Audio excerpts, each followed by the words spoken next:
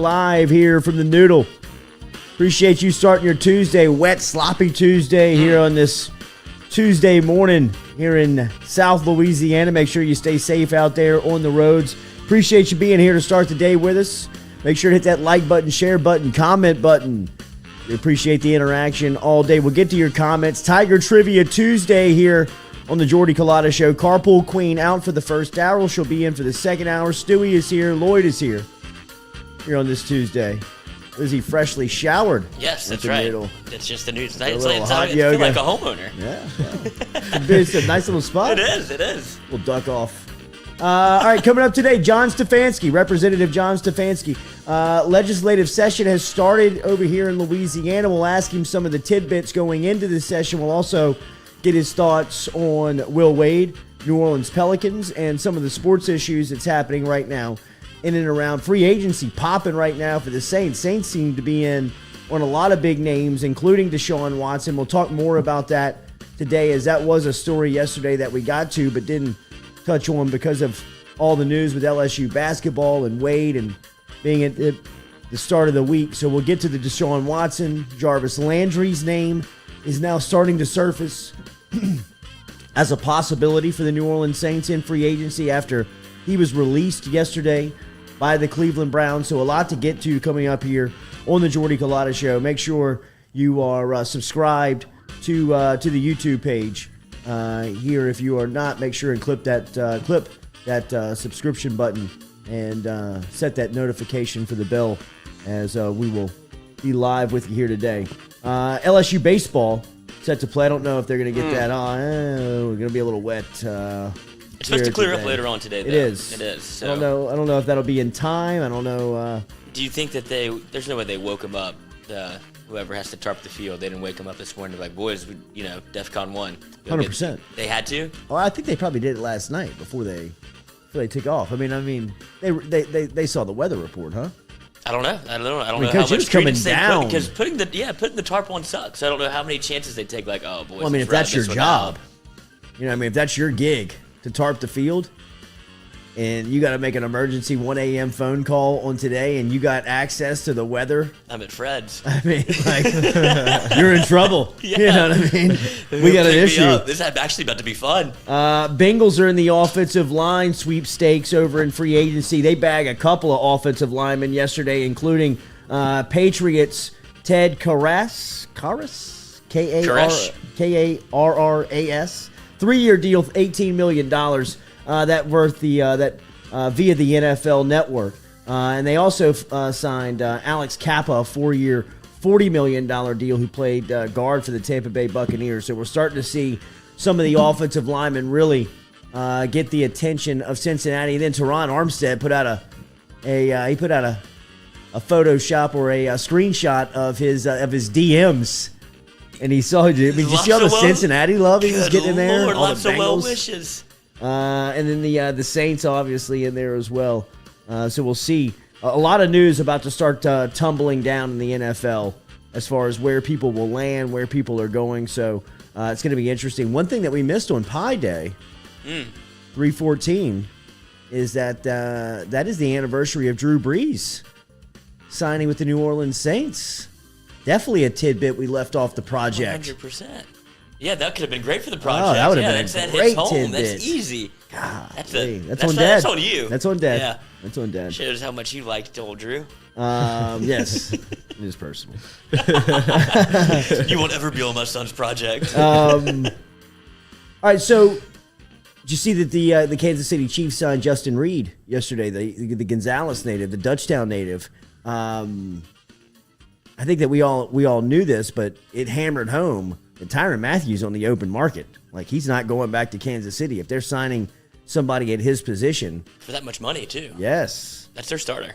And he's young. Yeah, he's another young. Louisiana guy. Yep. So we will see Tyrann Mathieu's name is popping up at the New Orleans Saints. Rumors Jarvis to Landry. Vegas. Yeah, I mean, I've seen rumors everywhere. Baltimore is another one that keeps popping up. Ooh. I mean, he feels like a I was Baltimore. gonna say he feels Baltimore. He feels like a Raven. He's a Raven like defender, like that old school. Like right. He'll hit you in the mouth. The uniform just seems like it's going to pop. Yeah, it does. Damn it, I don't like that. Look better in the black and gold. Come on, TM. This is the path. It is, but we'll find out pretty quick on where these people. This is a cool time here on a free agency when the news really starts to tumble in and you get to an idea of where people are going. We got a cool event coming up a week from today. Absolutely, actually, it's going to be an NIL expert panel discussion coming up Tuesday, March 22nd. It's going to be over at the Lod Cook Hotel and Conference Center on LSU's campus. It's a luncheon, so you're invited, and tickets are available. In fact, we're going to put the link to the tickets inside of the chat app right now on YouTube. If you're watching on YouTube, check out the chat, and Stewie is going to put the link to the event. Sales and Marketing Group of Baton Rouge has presented an expert panel discussion on name, image, and likeness. This is going to be Tuesday, March 22nd. The event's going to be held at the Cook Hotel Conference Center on LSU's campus. That's on Lakeshore Drive, and it's going to be from 11 to 1 o'clock. We're inviting all local business leaders to take part in this. All the sales and marketing tickets right now are $50. You can get through the link that you can find inside of the chat right now. I'm going to be emceeing the event, but the the panel is going to feature Lance Burgess, the general manager of LSU Sports Properties, Taylor Jacobs, who is the NIL compliance officer over at LSU, Mackenzie Landry, who's the co-founder and chief brand officer over at Matchpoint Connection, Crystal Faircloth, who handles the social media and chief of content for Matchpoint Connection, and then Lance Duron, who is the chief marketing officer over at Walk-Ons Bistro and Bar, is going to be a part of the panel, and it's going to be really in-depth discussion on NIL. What's the future of NIL? What's been the impact of NIL, and how can NIL improve on the campus and throughout the state of Louisiana? If you're interested, check out the link that Stewie just populated inside of YouTube. Get a ticket for the event, and we'll see you there next Tuesday, as it should be pretty cool to get over there and talk about that. And we appreciate them for inviting us out and letting us be a part of it with them seeing this event next Tuesday. Really looking forward to that. All right, a little bit to put the discussion yesterday to bed on Wade, and had some really good conversations yesterday when we got off the air to some people that are very well connected to this situation, and really got a lot of information. And I think from LSU standpoint, I think when you look at the overall evidence, that it does seem like it makes sense, and the mountain of evidence that was there on LSU, seemingly in the NOA that was delivered last Monday to LSU's authority, was kind of the nudge that pushed it over the top to get rid of Wade. But when you look at those violations, and the allegation of LSU offering a basketball player $300,000 is absolutely, they haven't, I don't know if there's been an athlete that's come through here over the last 10 years, football or basketball, that has demanded that type of number. And the allegation of the player at the center of the 2020 recruiting violation that Bill Armstrong is at the center of is Musa Cisse. It's the center that ended up at Memphis and has transferred since. But this is the player that is at the center of the 2020 alleged violation. And there is no evidence. The NCAA was never able to find a text message. There's no phone call.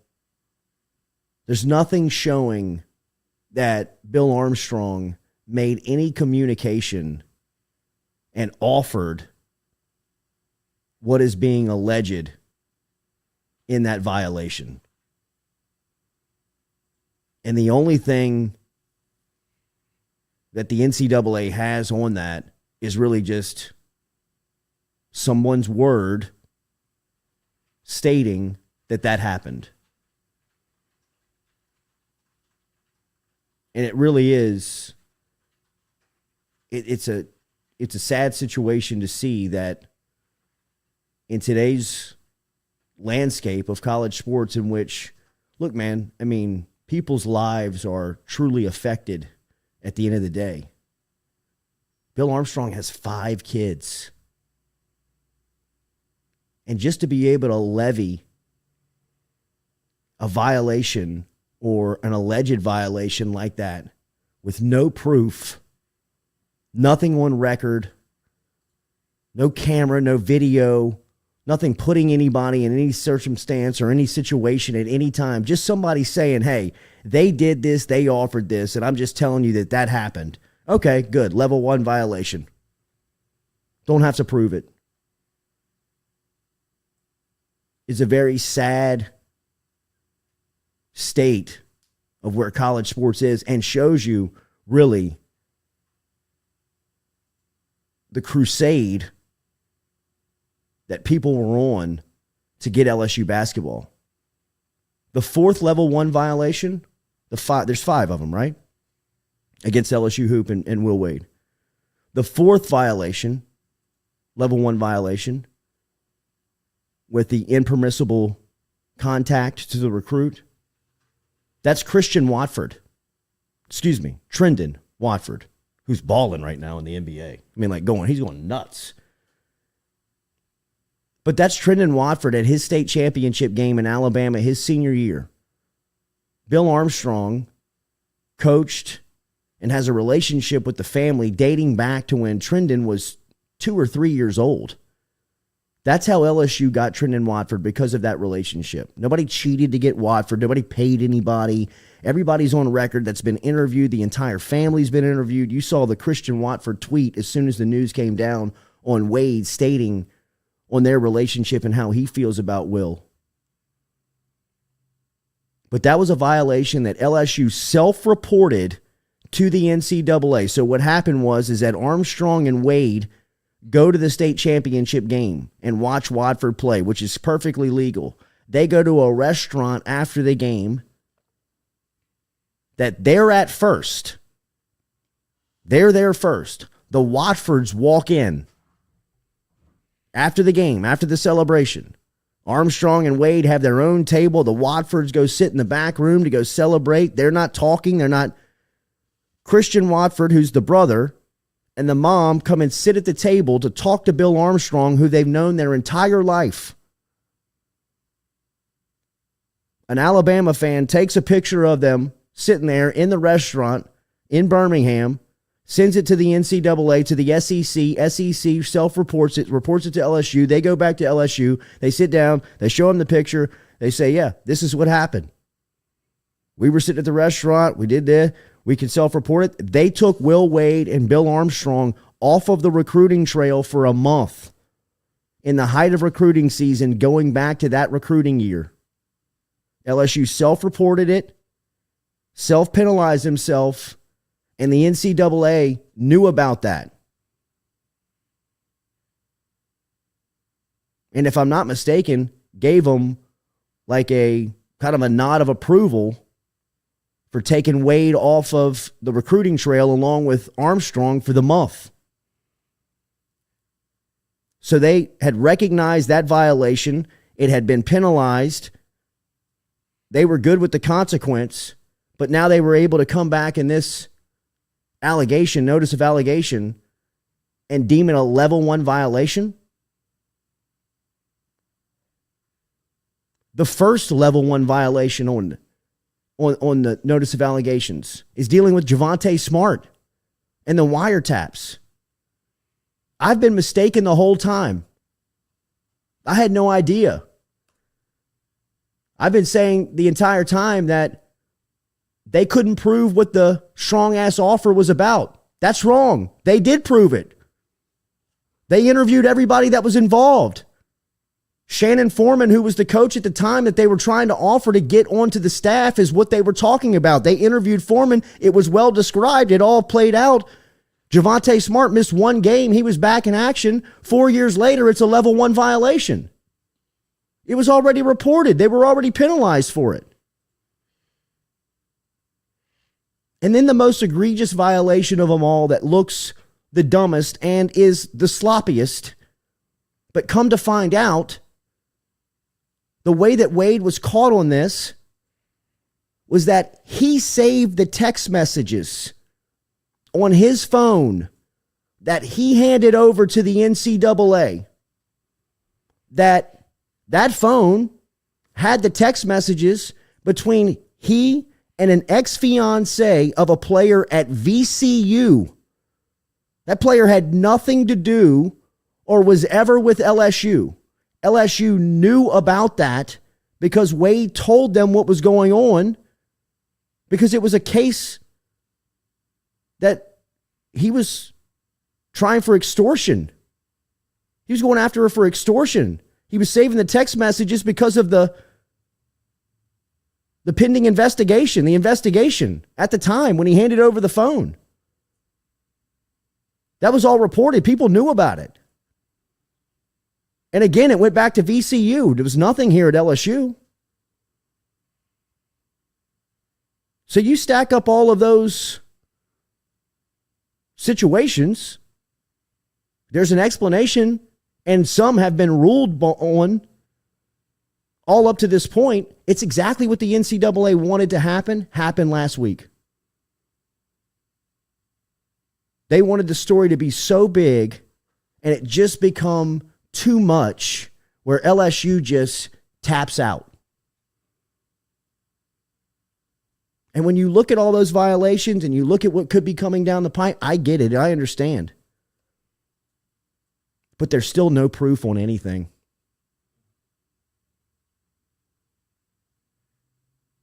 I mean, you've got the direct deposits, but all of that, they've known about that. That's nothing new. They knew about that in 2017 when the stuff first started. The federal government had all of this stuff. This all started with the federal government. The NCAA has no subpoena power. They've got no power to pull records. They've got no power to tell you to sit down and take an interview. The federal government, they don't subpoena you. They get that stuff. They had Wade's phone records. They had Wade's bank account records. They had people that they were investigating throughout this process's bank account records. All of that stuff, they didn't have any. There was nothing going on.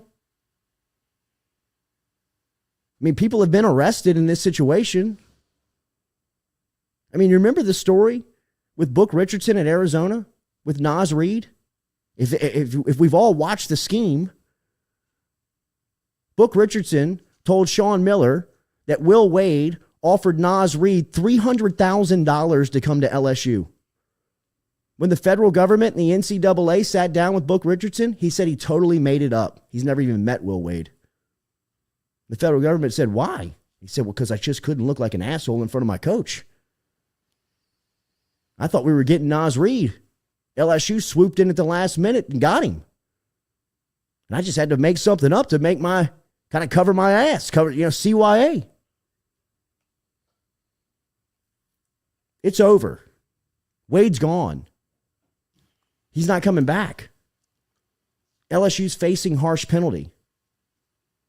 But I'm just saying that there's an explanation behind all of those violations, and there's still no proof. There's no proof to anything new. They knew about that stuff, about what was happening with the transactions and the deposits and all that stuff. That was at VCU. Wade was forthright about that throughout the whole process. And the reason why he got caught wasn't because she was singing. It was because the phone that he handed over had the text message on it, and the NCAA just read him, and that's what they put in their report because that's all they can do. It sucks, man. It sucks. But that's the situation. I mean, $300,000 for who in LSU is struggling to keep Kayshon Boutte on the football roster. They're struggling to find people to pay the best player maybe in the sport next year. You think somebody's just volunteering $300K for a basketball player that they've never heard of? $300,000? Leonard Fournette didn't get $300K. Allegedly. Harold Perkins didn't get $300K. That's on the books. Be good. Pat Pete didn't get $300K. Allegedly. But I mean, that Musa Sisse, $300,000, academic help, job for the parents, place to live. Come on. I mean, unless this guy's Shaquille O'Neal, unless this guy is a lottery pick, guaranteed bona fide number one pick. No, but I mean, $300,000. Well, where did you read that? Where did you see that? Well, nobody has it. They're just alleging that happened. Well, it's just he said, she said. Damn. Bill Armstrong can have a level 1 violation hanging over his head for the rest of his coaching career, can be staring down the barrel of a 3 to 5, maybe a 10-year show calls on just by somebody alleging that they said that? That's how fragile this situation is. Why can't we pick up the phone and say, Zion got paid $400,000 to go to Duke? Well, how do you know? I don't know. I just heard it. I mean, situation this situation, I mean, it's screwed, man. I mean, it's tanked. Did Wade deserve to go? Look, man, I'm not going to sit here and debate. That's a mountain of evidence. That's a mountain of stuff that you're talking from a PR standpoint, but that's exactly what the NCAA strategy was the entire time, was to build this mountain of a case that is fragile in facts, but from a PR standpoint would be tough to overcome. And at some point, let's just hope that LSU just kind of taps out and says, we can't deal with this anymore. Throw the football stuff in there. Intimidate the hell out of them. Read the football allegations outside of the Our Lady of the Lake stuff that they knew about 5 years ago. What's new? That Odell Beckham paid $2,000 to players on the field after the national championship game. Does it look bad? Yes. Did he get the money back? Yeah. The majority of them are in the league now and were after that game. And in today's scope of NIL world in which we live in, we're really going to look back and penalize this? And you're going to break this down to like a moral, legal case? What's the morality of it? That he's trying to pay impoverished families and people that are struggling coming up on a multi-million dollar business that they have the most input on? They don't get a piece of the pie and they're the ones that's baking it? $300,000 for Musa Sisse. He had his third school. I think he's transferred twice since Memphis. I know for sure he left Memphis, so he's at his second at least. But if this only goes back to the fact that the NCAA got another one, all it took was a little intimidation and throwing the football in there. I mean, you were almost at the finish line, right? With Will Wade, weren't you going to be able to hit the on-ramp without getting caught by the police? Like, it was time to exit. And instead, they slowed down and got pulled over. You were near the exit sign. You were almost there. You were almost home. You were almost to Mexico. And then they just finally gave in for really, the way you lay it out, it wasn't anything that they didn't already know about. It was nothing new. I think the 2020 allegation was very easy to find out. I mean, it's scary in that world to think that you can face a level 1 violation with zero evidence. There's no text messages. There's no phone calls that are recorded. There's no cameras catching somebody in a situation where they're meeting where they shouldn't be. There's none of that stuff. It's just, he said that they offered all of this. Level 1, dock them. It's crazy, man. And you can't appeal, right? In this process, once it gets Will Wade has 30 days to respond. LSU has 30 days to respond, and then the NCAA has 60 to 90 days to respond to it. It's the same thing. They have 60 days to respond. Wade and LSU. Then the NCAA has 60 days to respond. I mean, it's going to be 4 or 5 months before you know anything. Would Will Wade respond just to What's his next, like, what would you imagine his next plan of action is, just to Oh, set himself absolutely. up for the future? Absolutely. He has to respond. Yeah. I mean, well, I know LSU does. Sure, LSU does, just to find out what they're the not gonna sanctions do are it going to in be. But now, conjunction. Wade becomes an independent party. Right. That's what I'm saying. They're not going to do it as a... No, Wade is representing himself now.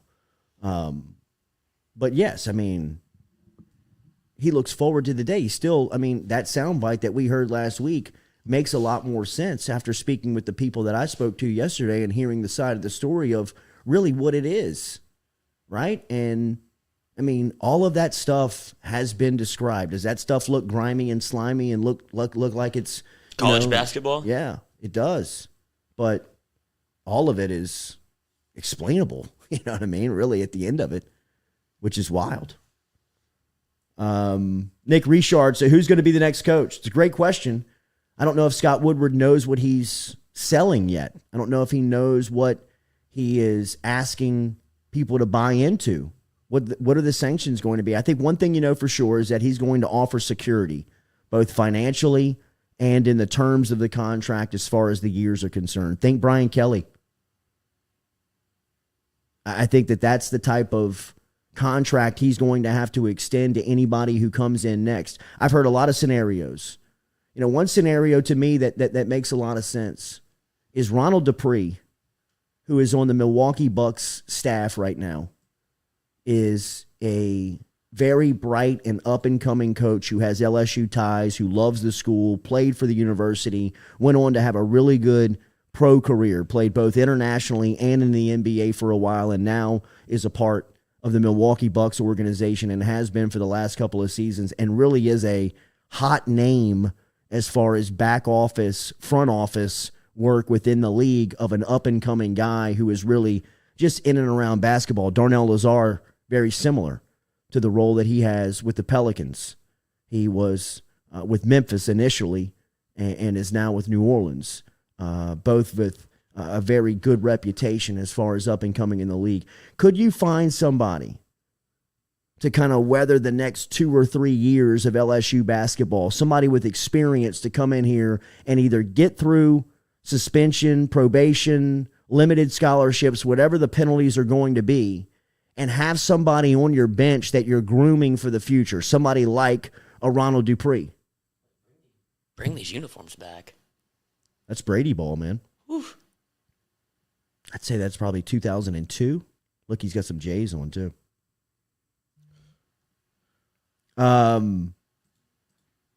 Could he ball? Jumped out the gym. Oh, that was the first thing that came up when I typed his name in. Maybe the best dunker. He would have the argument. He would be in the argument. May not be him, but he's in the discussion of the last 25 years best dunker to come through here. And more of a dunker, more than a dunker. He's a complete player, but dude was, he had rockets in his ankles, man.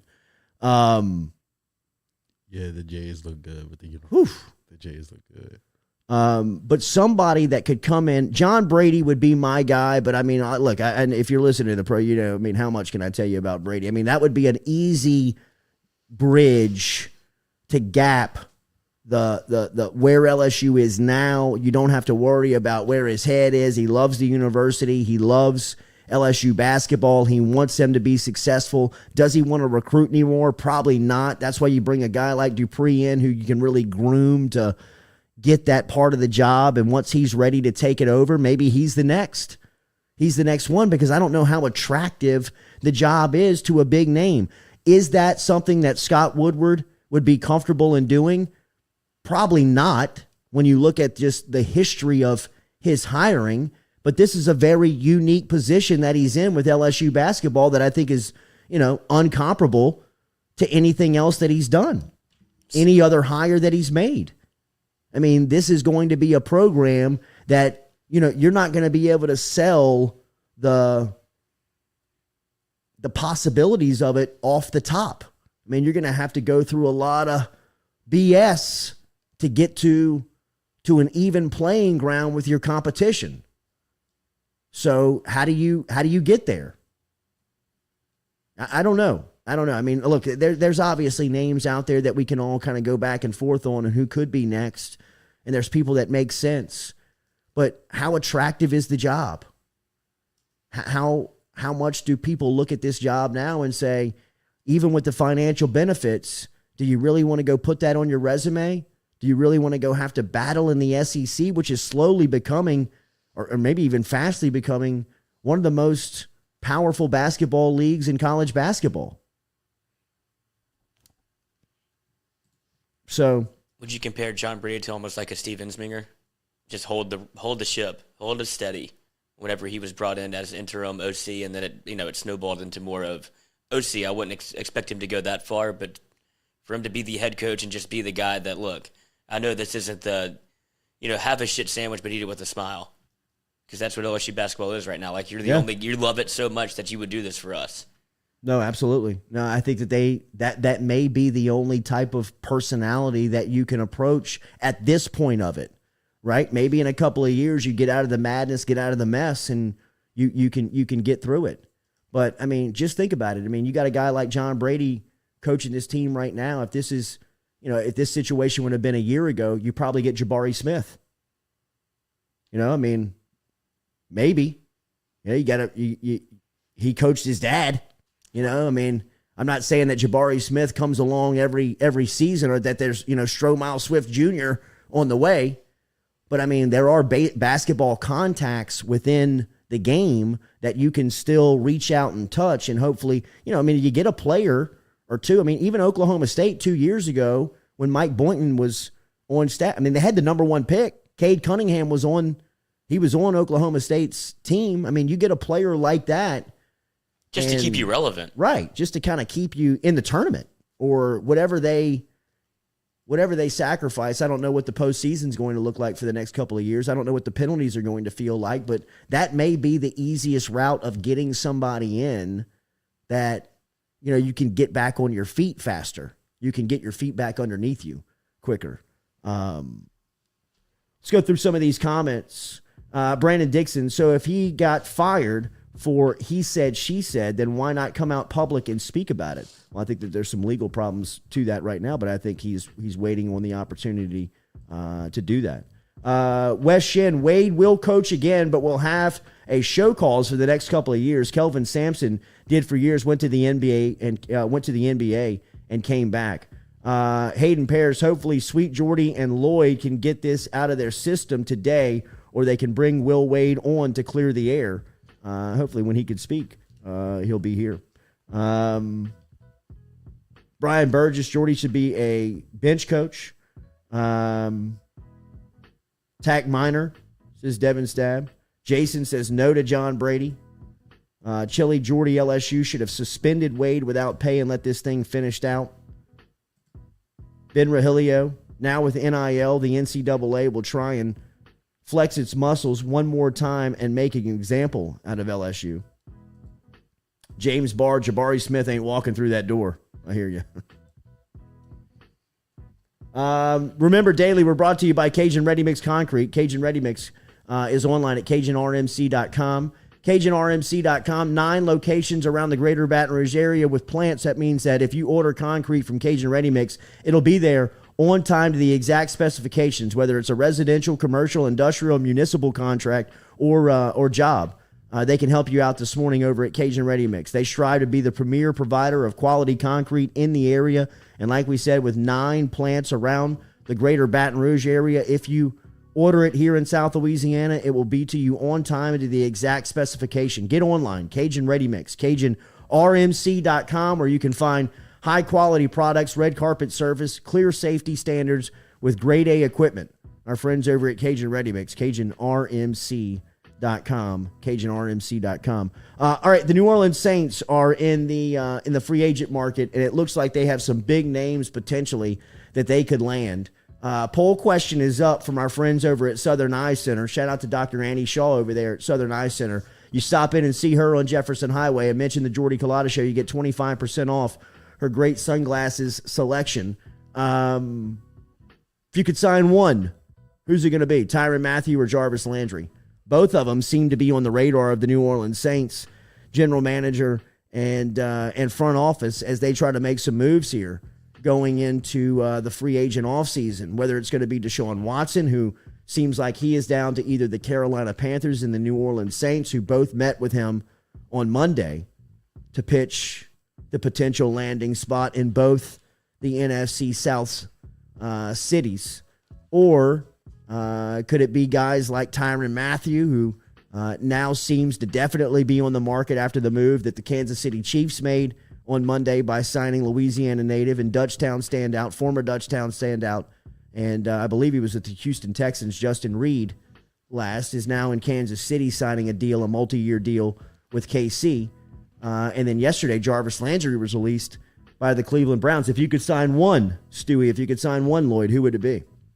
I was going to pose the question to you. Would you trade Deshaun Watson for the idea of having both Jarvis and Tyrann? Is Deshaun Watson that Would I take get? either Deshaun Watson or Jarvis and oof, wow. Golly. Is there a perfect world where I could get all three? No, you can't get no. You can't have your cake and eat it too and have your head basketball coach back. You had to throw that in, huh? Golly, man. He's innocent. It's tough. Free him. Alvin Kamara was also at that video shoot yesterday. That's big free. Yeah. Free. Set him free. Him. Set him free. Set him He's free. right here.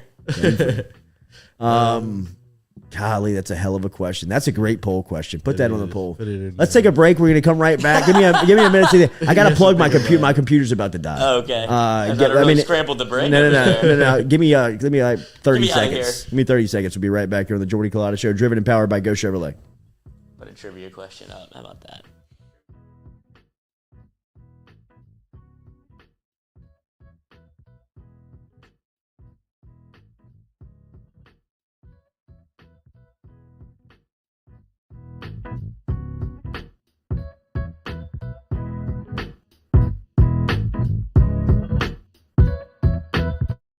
Papa Earl's, the fine spice, originating right down here in South Louisiana by our guy Mark Pop Norman.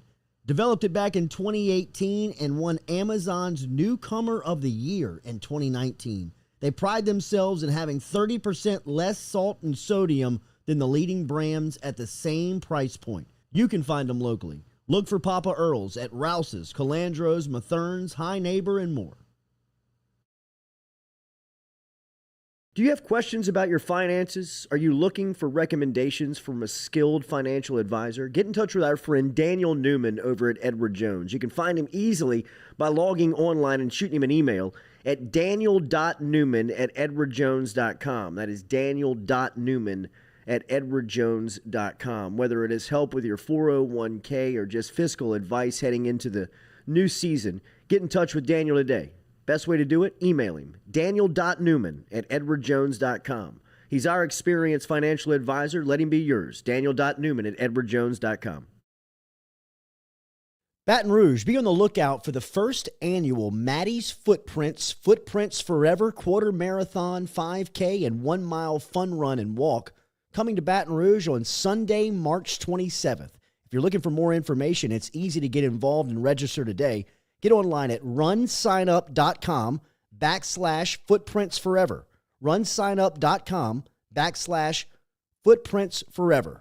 And be involved in this year's Maddie's Footprints Forever Quarter Marathon, 5K, and 1 mile fun run coming to Baton Rouge Sunday, March 27th.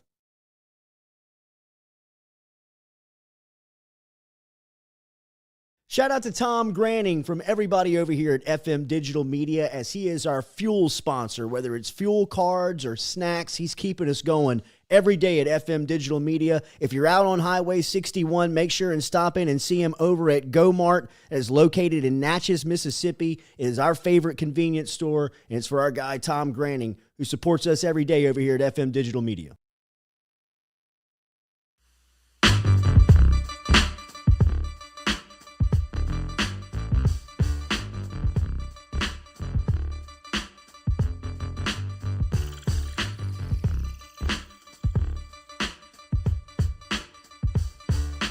All right, another Southern Eye poll question up for you today. 25% off if you mention the Jordy Culotta Show over at Southern Eye Center. Stop in and see Dr. Annie Shaw. Would you take Deshaun Watson or would you take Tyrann Mathieu and Jarvis Landry?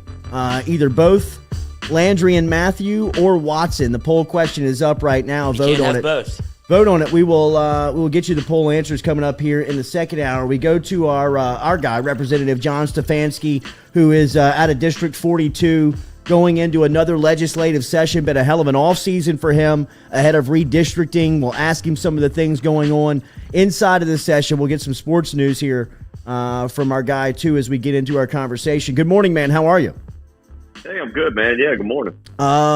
Let's start with a little sports stuff. First, it looks like Zion is making his way back onto the floor. Hopefully, maybe we can see him before the season is over. But the Saints right now are in a free agency run where some big names are popping up, including some ex-LSU standouts like Jarvis Landry and Tyrann Mathieu. What do you anticipate some of the moves that they make here? And they are in the Deshaun Watson sweepstakes with an opening at quarterback. Yeah, so I mean, on y'all's question, I guess from a fan standpoint, I guess it depends on how much Deshaun costs. I mean, if he's costing multiple first round picks to where really puts us in a bind versus you can sign 2 free agents outright, I mean that would change my opinion. But I mean, in the NFL, to me, you can't win without a quarterback. You can't do it. And so if people think he's the guy, I'm all in on doing whatever it takes to get a good quarterback. On the Zion front, last time we talked, we were kind of almost glooming and dooming. Is this the last time, we'll ever see Zion play for the Pelicans? Now, all of a sudden, I think he saw some of the excitement with the team. I think he, obviously his health progressed a little bit more. And even though the Pelicans went on that 4-game losing streak, there does look like there's hope on the horizon, if we can get a couple of our guys back. Representative John Stefanski joining us here at the beginning of session. Will Wade let go over the weekend, LSU basketball. You were a huge LSU basketball fan, are a huge LSU basketball fan. You and I would talk about it routinely, but we would always share our love for Wade. I know it was a sad weekend for a lot of LSU basketball supporters. How'd you take the news? Yeah, man, just sad as well. I think I'm going through what a lot of our fans are going through. We saw a guy who's bringing in these 5-star players and brought excitement back to the program. And, that's some of my earliest memories are going and getting so excited about watching Shaq and the PMAC and some of those players, Chris Jackson and Stanley Roberts and all these guys that I grew up on from a little kid that really are ingrained in my memory and why I'm an LSU fan. And so with Wade, really, in my opinion, it's the first time in a long time we saw that excitement back with the program. So, I'm disappointed as a fan. I thought we had something special. And then I'll go to another element. Look, I consider Wade a friend. Yeah.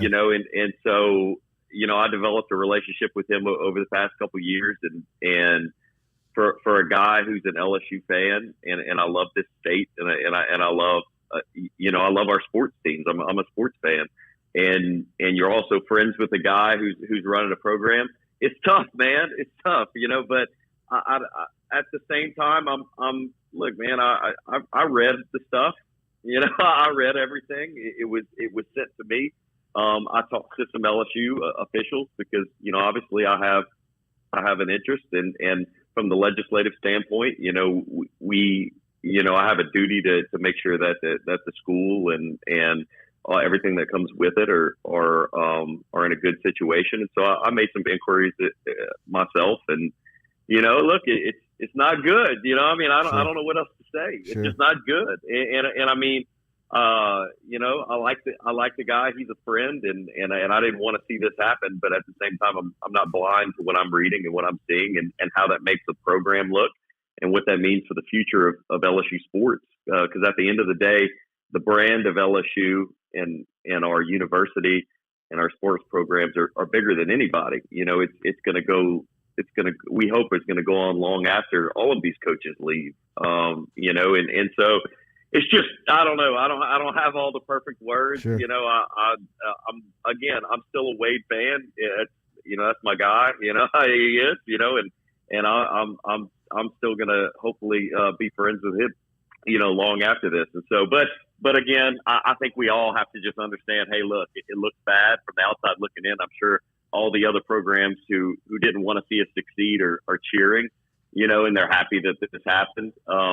but I think we can't ignore some of the stuff that we saw, and just burying our head in the sand probably puts LSU in an even worse spot in the years to come than we're already going to be in. So I don't know, man. It's just tough. Look, I listened to your show yesterday when I had a chance, and I share a lot of the sentiments that you share. It's just tough, but it is what it is, and we have to move on as a program. And it's, I don't know, man. I thought we had the guy. I really did. I think with basketball in particular, I mean, all sports you have to bring in the talent, but with basketball, I mean, the biggest problem with Louisiana, as Wade has said before, is we don't have a lot of homegrown talent in the state from a basketball perspective. Our best athletes are all playing football or they're doing something else. And so you have to go out of state to recruit those top guys. And he was the rare coach who had the ability to be able to do that. Now you can say, hey, well, yeah, here's why he was doing it. But, it takes a level of talent and ability to be able to get those guys to come to a school like LSU. And he was able to do that. So, look, I'm bummed for the program. I'm bummed for him. But at the same time, I guess we have to move on and we have to look to the future and realize that it's about LSU first and foremost, and that's how I see it. What is the challenges going into, I guess that's not the way to present it. What are some of the issues going into the session that, or the top of the docket for you? I know it's been a very busy off season with redistricting. How are you shifting your focus to what some of the some of what you'll be debating going into the first couple of weeks of session will be? Yeah, look, I wish I was totally done with redistricting. The governor, he vetoed a couple of our maps. And so we're going to have those conversations about, do we want to try to override him or do we want to just try to pass another congressional map? Because he let the rest of the maps go forward. They're all going to become law.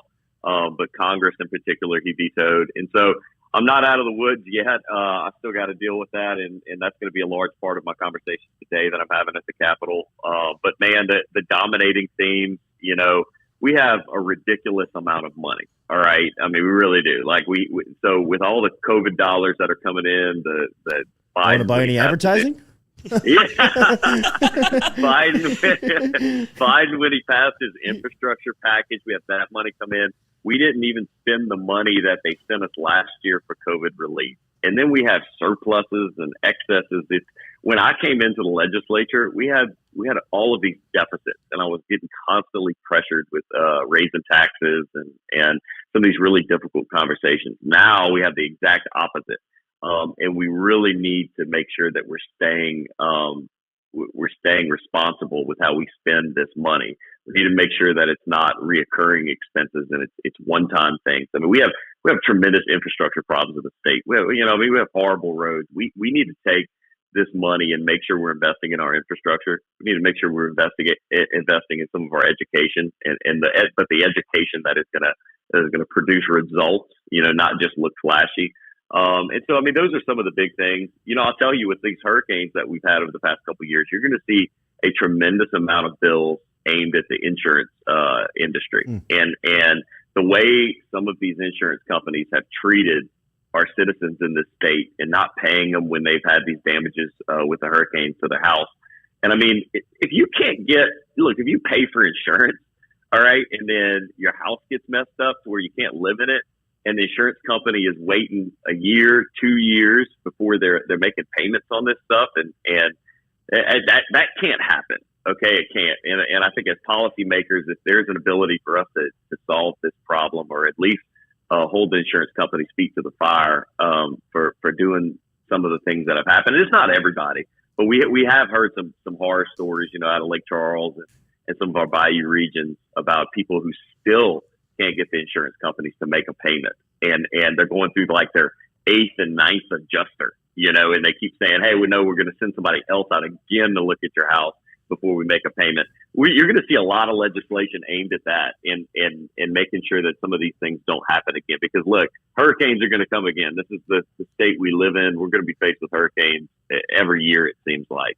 And then, another big issue, that I've been looped into and that your listeners, I'm sure, are going to be interested in is NIL again. Yeah. We have looked around the country and we've seen what other schools are doing and we're going to make some adjustments, or at least we're going to attempt to make some adjustments to our NIL bill.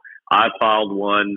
Senator Connick has filed one as well. I basically just filed the same bill he's filing at the request of some interested parties. And so we're going to be pushing that through. And really what it does is it removes that prohibition for the school to kind of be involved. Yeah.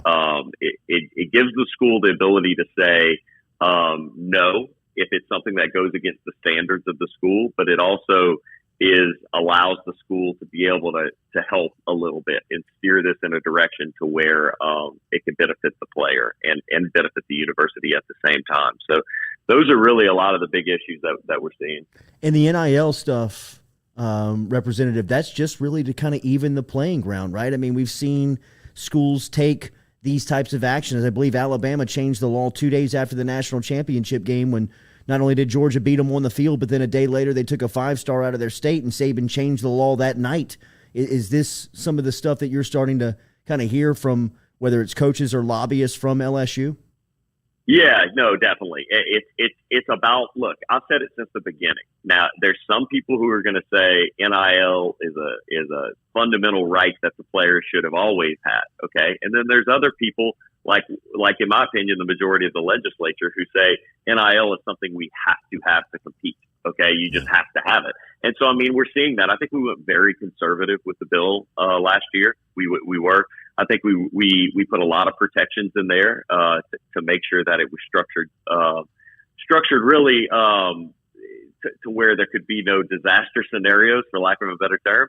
And I think now we're seeing, well, look, other schools are doing it this way. It's not doomsday. It gives us the ability to be able to compete and stay competitive with those other schools.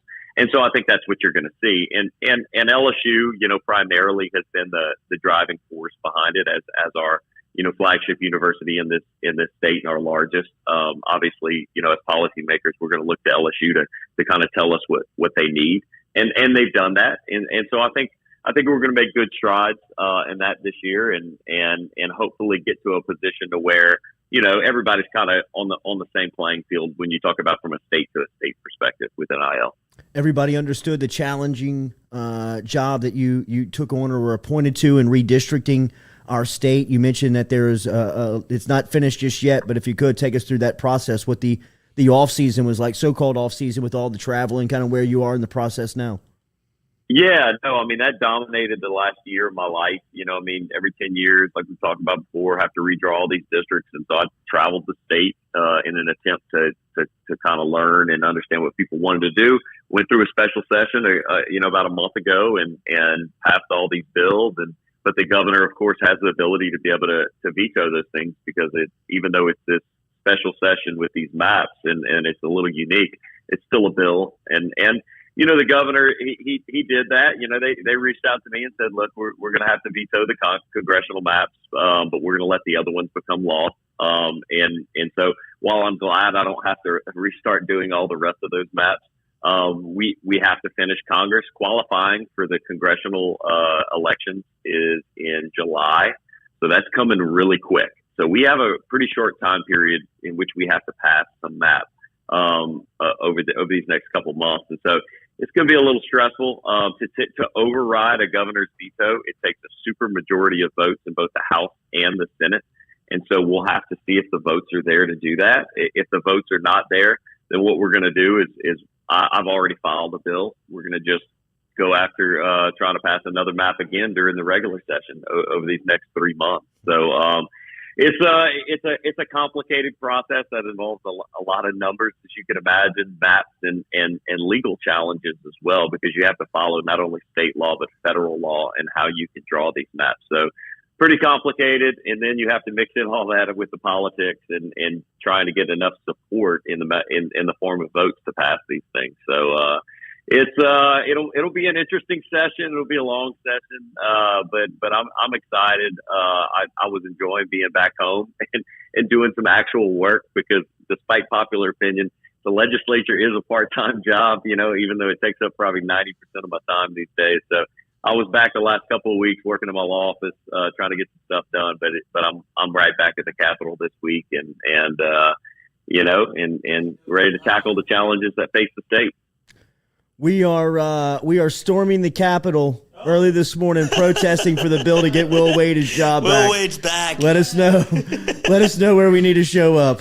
I'll let you know when that bill gets filed. I'll let you know so we can get the publicity. But look, again, I'll say it, and it just kind of, for lack of a better term, it just sucks for the program. I don't know. It's a bummer. I think we all have to face reality, and we got to move on. At the same time, like I said, I thought we had something special. I thought he was going to be the guy, and so it's just tough to have to hit the reset button, and I think a lot of fans feel that way. All right, Sean, man. do something. Help us. File an injunction. Kick the can down the road. Lloyd, if I could, man, I think I would. I know. Right? If there was something I thought I could do, I think that I think I would. And again, I'll say it again. And so I'm sure there's going to be a lot of people who are just sprinting away from Wade and want to say, I don't want anything to do with him. I'm not that guy. He's a friend, and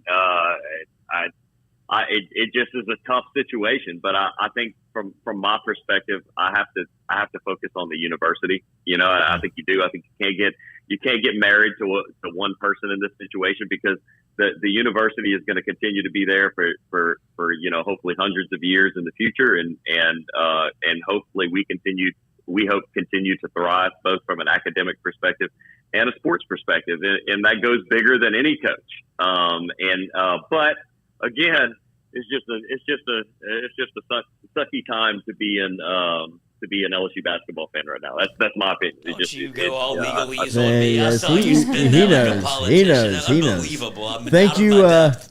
Thank you for your representation as always, and thank you for giving us a little primer here before the legislative session starts. We will talk to you soon. Thank you. Absolutely, guys. Take care. All right, there he is, Representative coached the John team. Stefanski, checking in this morning a little bit before session gets going. It actually opened up yesterday, but they're diving into it this morning. Remember, we're brought to you by Edward Jones. Edward Jones is online, or our representative from Edward Jones, Daniel Newman, is online at daniel.newman@edwardjones.com is how you can email him, and that's the easiest way to get in front of him. In central Louisiana, he's over there at Magnolia Square Drive. Phone numbers easily to store into your contact list this morning under your financial advisor, 225-261-8262. Where are you? Where'd you go, Danny? I'm trying to get with Daniel. Come back. What's going on, Danny? He's in hiding because of Will Wade. Yes. Poor Danny. Poor Danny. Oof. Yeah, I bet he is. We had some tales from the inbox that we can read later in the show. What in the world? Who? Daniel sent that? Newman. We're gonna keep them all anonymous except for Daniel Newman, who we talk about every day on this show. As a basketball junkie, I mean, his text message thread, I could feel the tears just coming down his face as he was typing the text messages on Saturday, bro. Total yes, restart. it sucks. Newman's a very experienced financial advisor who can help you with all of your financial questions that you may have today. Get in touch with him, especially if you work within the plant industry, within the industrial industry. He can help you out. He has helped so many people get their money right, make sure that it's in the right spots, invest it wisely. Let him help you out this morning. 225-261-8262 is the number. And you can also email him, easy to email him at daniel.newman@edwardjones.com, daniel.newman@edwardjones.com. Thank you for Representative John Stefanski for stopping by here on the Metropolitan Health Group phone lines. The Carpool Queen is back. That looks like a ripped-off image from Patrick Peterson. What? And she is wearing. I don't understand. I mean, that is definitely not. It is Trayvon Diggs. That is not 100% Trayvon is. Diggs. What? I mean, what? Whoever told Pat. them That's that looks Patrick like Patrick Peterson. Peterson ready to return a punt at Mississippi State, standing in the Yeah, rain. it's number 7 too. Wow. Same thing. Yeah. Look, I mean, that thing is so beautiful on the front, then it goes so Mississippi State on the back. Okay. That's not even a Mississippi State player. It's an Alabama player. That is 100% Patrick Peterson. I mean, it Yeah, looks it is. exactly like Patrick Okay. Peterson. Anyway, what is with everyone in the bunker, y'all? About what? I'm disappointed. Just people are being so negative and ugly. I mean, it's negative That's times. the bunker, I mean, dude. we're all sad about Will Wade. Like, Not everybody. No, Cody not Boudreaux, everybody. $5 super chat. Why in the F is that guy so good looking talking about Representative No. Stefanski? He makes me look more like Beta. feel more Not of a your beta. fault. We all I feel like think- a beta compared to him. I think I saw him at the basketball game. but I've never seen him in street clothes, so I didn't know. But I was like, oh, I think it was Well, like what do you seeing mean? He said hey to you? Yeah, but And it you're was not so sure if it was fleeting. him? It was such a fleeting experience where I was like, I feel like I recognize him. He's a big guy. He's good looking, but I've only seen him in a suit.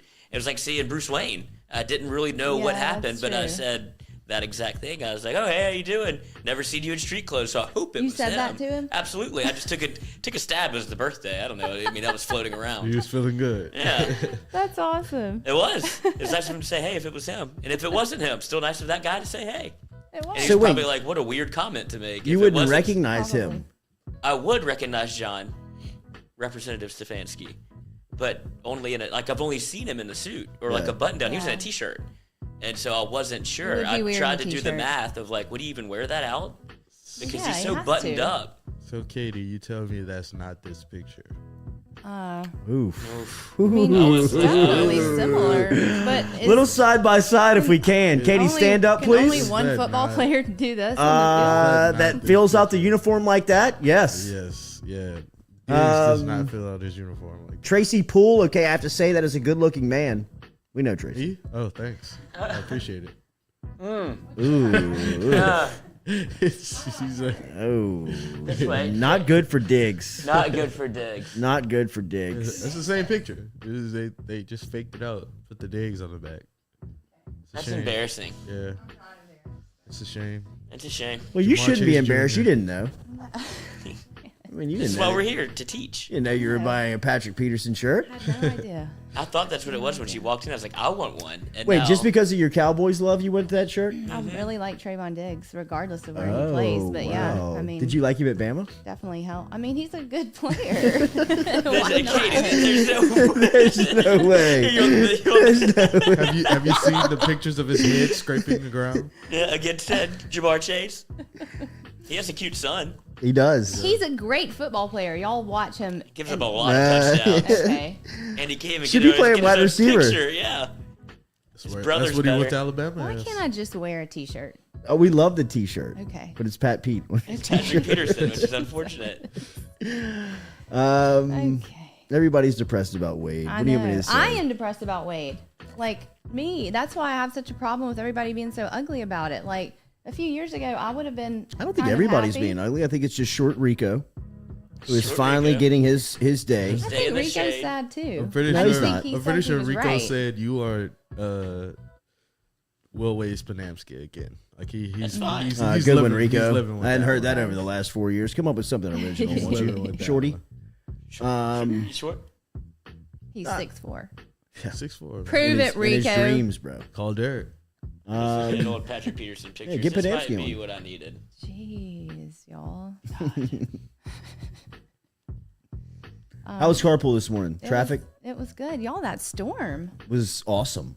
I was scared at It like was awesome, 5. man. Almost stayed in my bed. It's was tough a for me to. lot. It's tough for me to get out of bed. Yeah, it was Well, yeah, tough. because it's freaking dark because of dumb daylight savings Dude, it time. is dark out there. Bishop Waldrop sounds like to me Jordy talked to Will. I'll always ride for the general. Keep talking about him. Don't listen to the people saying to stop. I'm not Bishop. Boot up. Boot up. That makes me sad Tattoo. that we can't say that. Did you see the F. King Alexander interview he gave yesterday? No. This fucking weasel. What happened? F. King Alexander Such a jumped fucking on. weasel. He is, man. He jumped on with Jim Inkster yesterday, WRKF's Talk Louisiana, where, look at Pat Pete. That's a young Pat Pete right there. That's Chick-fil-A. That's Who the is that passing of sophomore? the torch. Sophomore season, Pat Yeah, Pete? This is Chick-fil-A. Might have been freshman because he's still No, had no, the two. Chick-fil-A Bowl. I think that's, that was that's the Georgia Tech game. How do you know that? Is that the Not bowl photo. game his freshman season? when he when he ran. calls the fumble? Yeah. No, the North Carolina game is where he had the punt Yeah, that's return. what I was thinking, but that was regular season. Let me see that patch. The camera's guard is This is blocking the patch. Chick-fil-A. My Oh, bad, that's buddy. how you My know. bad. Okay. Yeah, Chick-fil-A bowl. Is it I the was is about it the to say. opening kickoff bowl or like the bowl? It says Postseason bowl. So that's he's a freshman right there. Yeah. Oh, yeah, because they still did the stickers. He didn't do the number one defense yet. That was his sophomore year. Straight across. Yeah. And he still had the two chin strap buckles. It wasn't three yet. Oh really? Yeah. I thought he was Good. always the 3. Good catch there, Stewie. catch. Hey, There's like, Stewie. I want it. Okay, Big back to helmet F. guy. King Big Alexander. helmet Big guy. helmet guy. Great face Yeah, me mask. too. Yeah. Big helmet guy. What was your question? Camara's got the best face mask in the league. 100%. You think so? Definitely. And you can't buy that face mask or get that helmet anymore. It's a retro face mask, retro helmet. You talking about Pat P or? I'm talking about Camaras. Is it? Oh yeah, we look at that like it's going to show us the helmet. He's got he's got the 2 bar, but he's got the 3 with the eye. Oh yeah. I see it. You know what I mean? You can't get Pats anymore either. No, you can't get That's Pats the old anymore. school helmet. That was like Corey Webster and Travis Yeah. Daniels, man. I mean, Yes. that was like real old LaRon school. Landry. LaRon Landry. All right, so back to this F King guy. Yeah. What a weasel this guy is, man. So he jumps on. He finally sees an opportunity to be relevant again. God forbid, F King, you would have done your job while you were on campus, and LSU would have been in half of the mess that they were in. But is he he? was he's out of a job. They Totally. ran him up at Oregon State for him not paying attention to Les Miles, walking around trying to bang everything. But what's he do? He's really not working. No, He's really not I don't. anywhere? I mean, I'm sure, you know what I mean, like old president, rich white man on some board consulting somewhere for Yeah. $100,000, but just staying drunk all day. You know, is hell of a gig if you can get it. I right. mean, Well, I mean, he's had it for 20 years. What you tell me I can't do it this way? Yeah, right. What do you mean? What do you mean? I've been on drinking Bourbon all Street. day and Yeah. stealing from states. Sure, I'll steal from your company. Can't drink all day if you don't start in the morning, boys. But he went on. He went on to Jim Inkster's radio show yesterday and said several LSU board members summoned Alexander in the spring after the Wade situation, which started 4.5 years ago, to a dinner at Jubin's over there by Jubin's. Uncle Earl's. so this was like spring 2019. I believe 18. Okay. Where he recalled that they told him that they needed to fire Joe Oliva, which is more evidence of how bad F. King was at his job, that he had to be told to fire Joe Oliva. He said that they wrote on a cocktail napkin Hell yes. the salary for the choice of athletic director Scott Woodward. Some board members have disputed that version of events. I bet they're blacked out. Where's that What napkin? happened? F. King said yesterday to Inkster, Joe did everything I thought he should have done by suspending Will Wade and took appropriate action, then taking the brunt from some high-level members that thought that Will Wade was mistreated. Quite honestly, I thought Joe Oliva was mistreated, F. King said. I ended up telling Joe that we're going in a new direction, and it wasn't because he did anything wrong with Will Wade. We did exactly the right thing by suspending Wade, and now I think the people are starting to figure that out. No, they're not.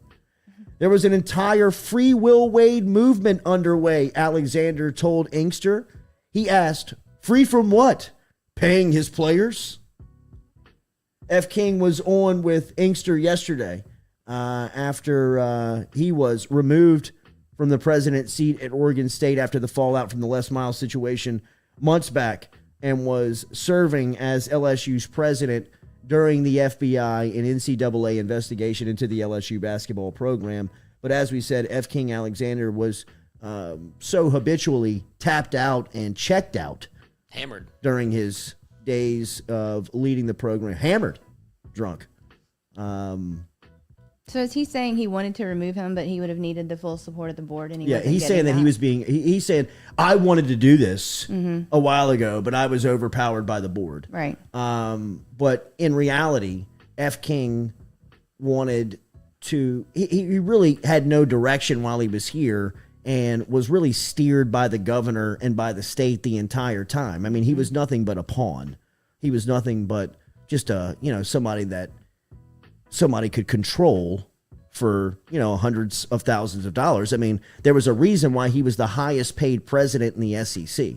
I didn't know that. I didn't either. know that. He wouldn't even do anything. How discouraging was that? I mean, the leadership at LSU during that time was just abysmal, bro. I mean, it was just tragic how bad it was. So he's just pouring fuel onto the fire. F. King? Yeah, He's absolutely. spitting liquor on it. Yeah, absolutely. Remember me? Bad. I'm Remember here. me? I'm not relevant at all in my life, but I see an opportunity to jump in there and say something down there. I wanted to do the right thing 4 years ago, but I told y'all. I was just too wasted and nobody would listen to me the entire time. All right, man. I was so bad at my last job that it got me fired from my new job. I mean, that's impressive to be like, oh shit, dude. Wait, you did what at LSU? It's like, oh, Sure, come on the show, man. F kink. Jeez. I don't know, man. You know, it's just a fallout. Will Joseph at Jordy, and saying that Will Wade is innocent, which he isn't. Are you saying Scott Woodward is wrong? Look, There's layers to this. Yes, I'm not saying that Will Wade is like completely innocent, right? Like, I mean, obviously, he has some baggage that comes along with him. I think that Scott Woodward is tasked with protecting the university, which, you know, it's kind of like beauty. It's in the eye of the beholder, man. I mean, there's probably different points of view in how you protect the university on something like this. I'm not saying that Scott Woodward was wrong, because when you look at the evidence on paper, or when you look at the allegations on paper, it looks like a lot. But I think that when you talk to somebody that has in-depth knowledge of it, it's explainable. It's all been reported. It's nothing new. And to claim that you can just, put something on there like the 2020 violation, alleged violation, really, from what I was told, pissed Scott Woodward off, because this is the one that happened on his watch after a clear definition and explanation on what the expectation for the environment and how the working day-to-day operation was going to function for LSU basketball. And if they were out there throwing $300,000 payments around to players, promising academic support and jobs for parents and cars and vehicles and living arrangements, well, that ain't going to fly. Perfect. Right? I mean, Scott Woodward's not going to be down with it. So when he reads that, he's obviously going to be sent to a point of, what the hell's going on, man? I thought we had this clearly defined. And it's all very explainable from Armstrong and Wade's point of view. Now, whether or not their word carries any weight anymore up there, I don't know. I don't know if that's the question or not.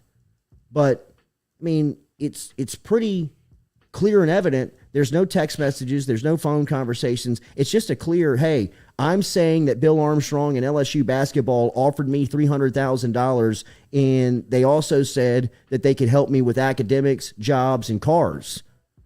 Okay, cool. And they document it, and they put it down as a level 1 violation without really jumping into finding out, is this true or not? Yeah, they told me that. Well, okay, show me something that proves that they were trying to do that. And there's never been anything that's been proven. So it's a he said, she said case that's now a level 1 violation and has, potentially hanging over the head of 2 college basketball coaches of 3, 5, 10-year show calls that, could totally flip their life upside down. And I'm not saying that they're completely innocent. But this ruling on stuff that there's not hard evidence and stuff that you can prove, I mean, think if that was your work environment, if that was your workplace, if you're an accountant, if you're a lawyer, if you're a doctor, if you're a consultant, whatever you are, whatever you do every single day, and some higher power in your industry just came in and said, hey, look, somebody from your competition said that you were doing something illegally, so we're going to have to suspend your license. You can't practice your profession. Well, hang on. Did they prove it? Did they say when that happened? Is there a text message state? Because I didn't do that. Well, no, we're just going to go with what they said, and you're out of work. And you could potentially be out of work for a decade. And in somebody like Bill Armstrong's standpoint, guy's got 5 kids. He got 5 kids and a family, man. I mean, he's mid-40s, late 40s. I mean, he's established in his career.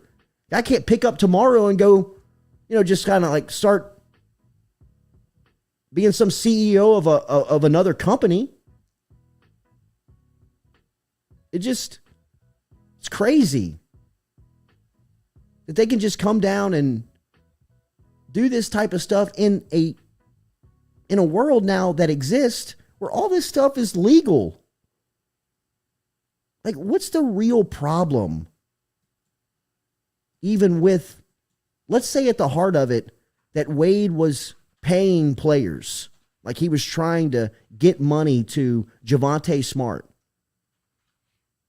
I mean, Javonte Smart is looking for a way out of a very impoverished community in an environment where people are looking for the benefit of how they can get income. And through Smart's basketball ability, that gives them a line. And people recognize that and want to feed that. He's making multi-million dollars for LSU. Can he get a cut of the pie? Well, now he can. And we're looking back on this and debating that Wade's a bad guy? I mean, come on. A morality argument.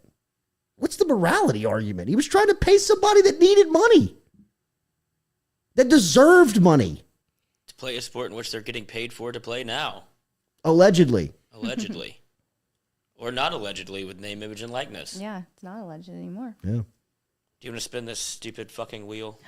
Lloyd. I'm sorry. Yeah, let's do it. Get to City Cafe for lunch today. CityCafeBR.net. Remember, lunch specials every single day and brunch on Sundays at 10 a.m. No. That's so cute. And that was a great idea. That was a great idea. How do you stop it? How do you I stop think he it? just You gotta started. spin it. And then you're going to tell us Wow. if he's going to stay at LSU or not. Gone. Oh, Okay. I can't. UNLV. He's already gone? Are you guessing? No, I'm guessing. Okay. You're gonna LV. Why would you come back to Baton Rouge? Why would you come back to LSU? If you're any of these guys, I mean, we can kill this game right now because I'm telling you, Sharif O'Neal's not leaving. Sharif would be the only one on this there he is, on list. the wheel. He's the Staying only. or going? He's the only one on think this list that I staying. would say staying. Yeah. He would be the only guy on Yeah, this list that I would say same, really. staying. Let's spin it one more So- time, just for posterity. I Kev- don't know. Maybe Justice Williams stays? No, Alex Fudge. He's gone. gone. Kevin Nickelberry is going to get his next job by showing up to the next job with Justin Williams, Brandon Murray, Eric Gaines, He's gone? and possibly Adam Miller. He's getting this whole team? Yes. I mean, that's how he gets another job. That's how these coaches get another job. Do you want players? Everybody wants players. Do you want 4- and 5-star players? You want Alex Fudge going into his second year of college basketball? You want Brandon Murray going into his second year of Brandon college Murray really basketball? leaving? Hell yeah, he's leaving. What do you think he's coming back for? It's just because he's got so much heart. Yeah, well, he's gonna go. He's gonna go show that heart to somebody that he can play in the tournament with, That's true. where he can I win get with. that. If they get all 4 of these players, where are they going? UNLV? They're all going there? No, I mean, well, Mwani's from Vegas. That's what I That was would just be saying. weird. But They if all they went all, there. wherever Bill Armstrong or whoever they go play for, I think I might root for that team. That might be my next team. Yeah. I've fallen for some of these fellas. Yeah, I know. Brandon Murray, Gaines, Miller, Justice, Efton. Yeah. I mean, I don't It's a hell of a see. squad. I don't see anybody coming back. I mean, I don't know. I mean, you've already seen Traore. Traore is going to Auburn. I'm telling you that right now. The 5-star center out of Arizona that's been committed.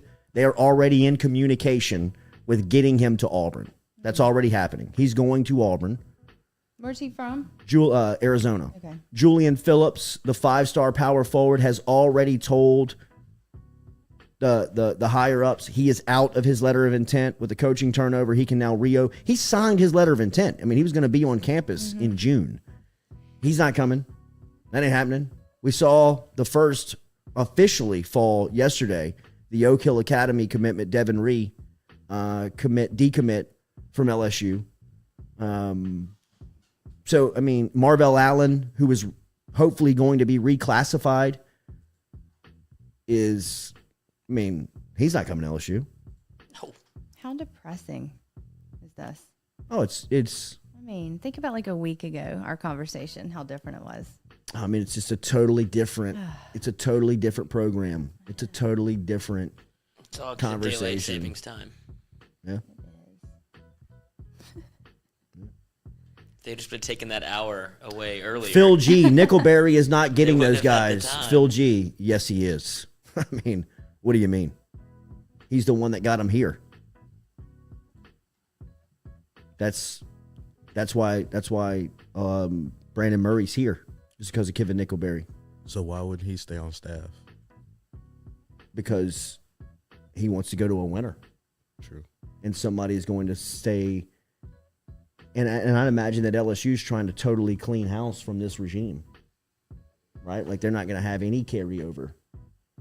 If you fire the head coach for cause and you're trying to save the life of the program, that's what you're saying. You're saying that you want to get out in front of this and you want to save any type of repercussion from it, then you can't keep anybody that's on staff. What about Jake Steinhardt? I don't know that. No, he worked so hard. I mean, I don't know about the support staff. You know what I mean?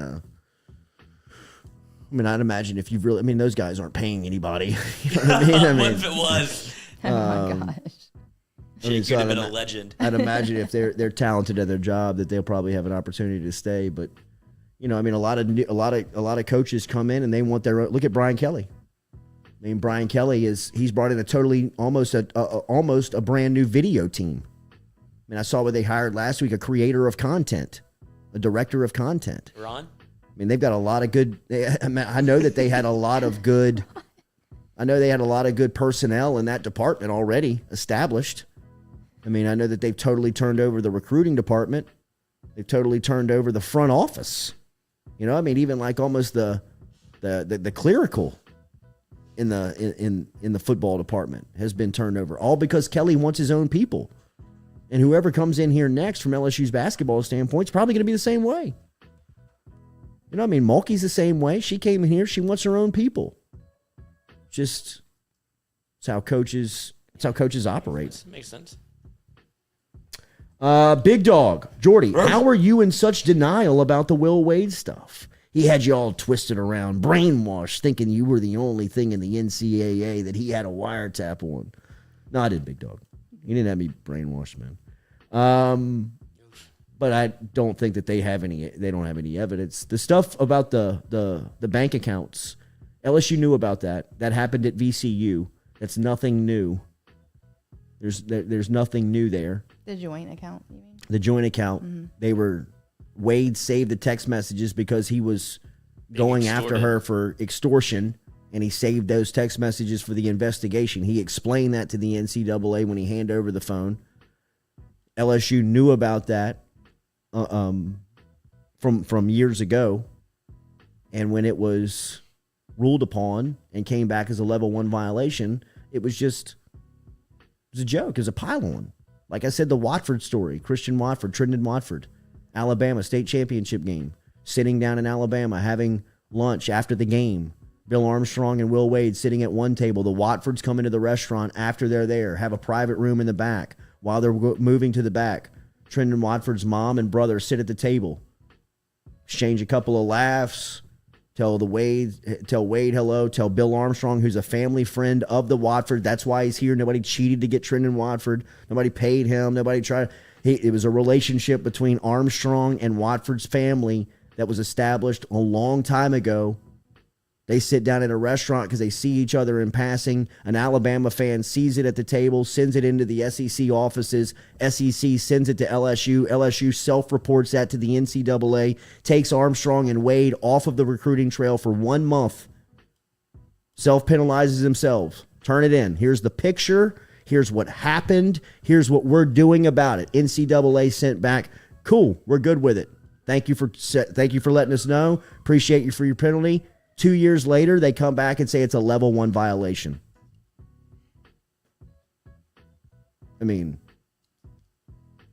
This is a crusade. They won. They got him. But they still have no proof. And that's why Will Wade last week was saying into the microphone, I look forward to the day and when I can explain my story.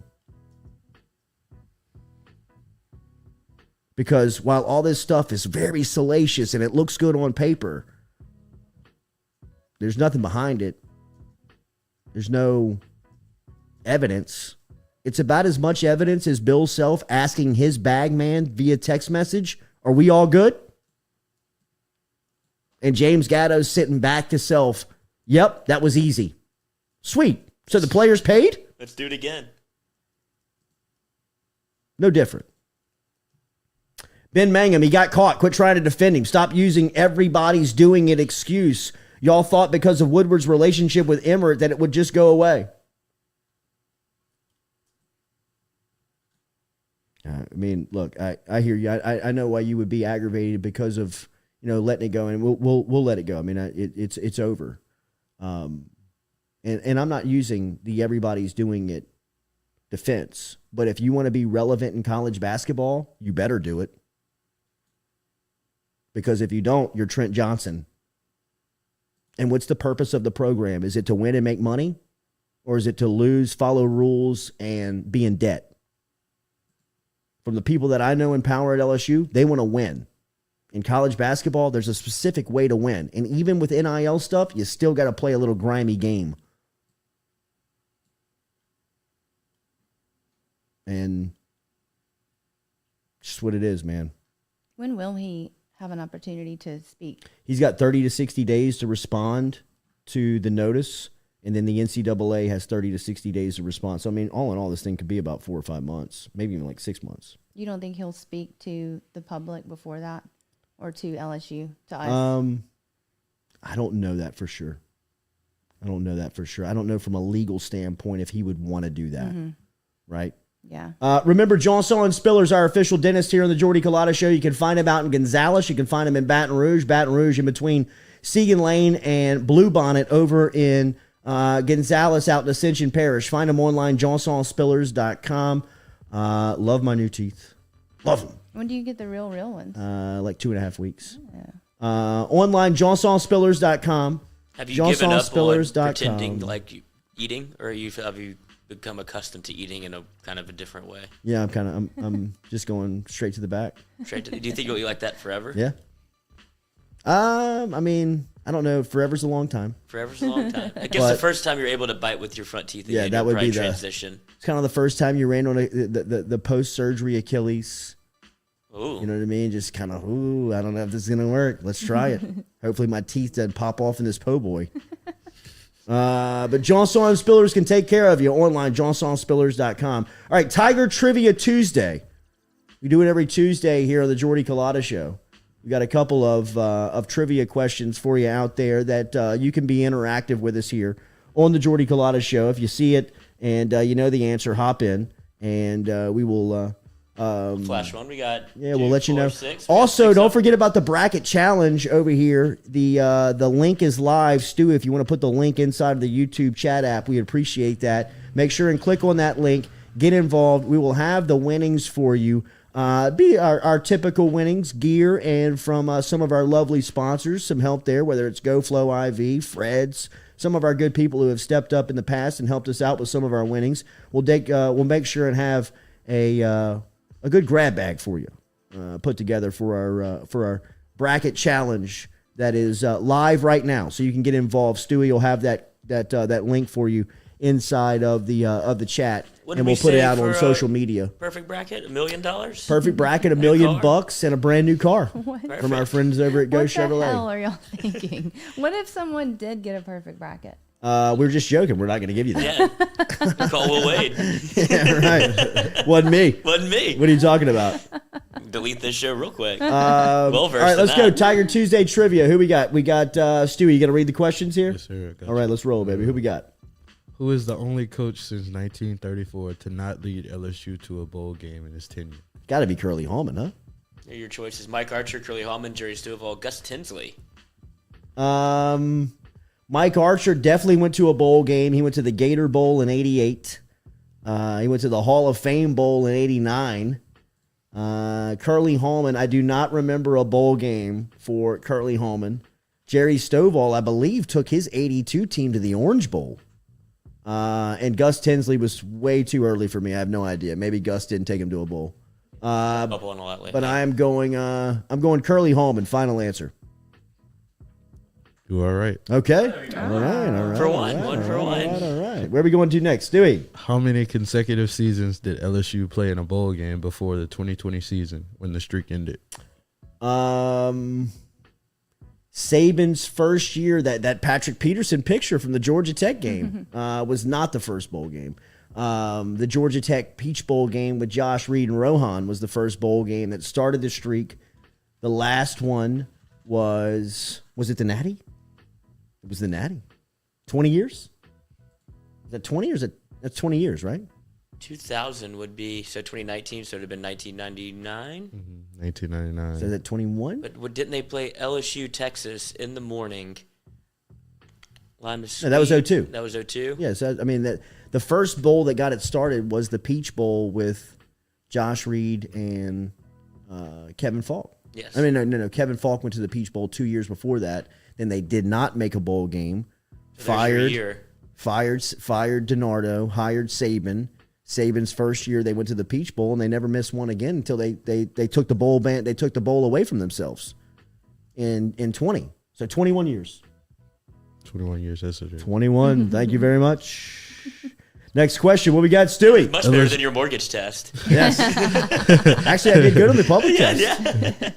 LSU has a losing record in the Sugar Bowl. True or false?